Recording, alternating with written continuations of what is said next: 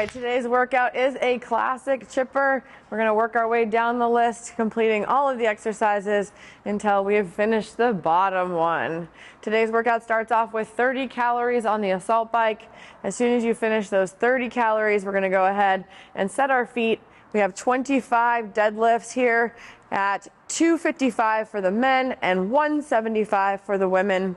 We're going to go ahead and make sure that as we do this deadlift, we're standing straight up and we're not standing back. You're going to have to manage your sets here. 25 is going to be a lot. You're just going to have to chip away at that number until you get to 25.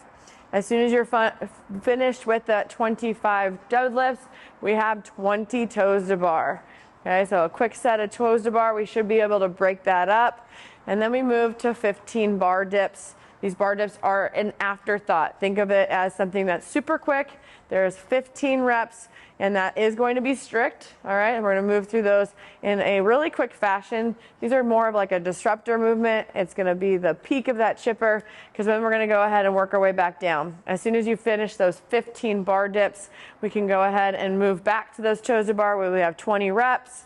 We're going to go back to those deadlifts where you have 25 deadlifts, same weight, and then we finish the workout off with 30 assault bike calories. All right, we're going to try to move through this. There's going to be a plethora of scales, so make sure that you choose one that'll allow you to get through this in a fashion that is partly discomfort, but also partly in a motivating way. So it will be uncomfortable, but we want to make sure that you're trying to push past it and kind of lean into that uncomfortable spot, okay? When we're doing those deadlifts, I said manage those reps. When we get to those toes to bar, we want to make sure that we're kind of completing this in about 3 sets. So if it takes you more than 3 sets to complete that 20, make sure you're moving fast, okay? So it's okay if you have to break it up and maybe even go into singles, but singles don't mean slow, and it shouldn't take that long. It should be literally a toes to bar, dropping down and coming back up.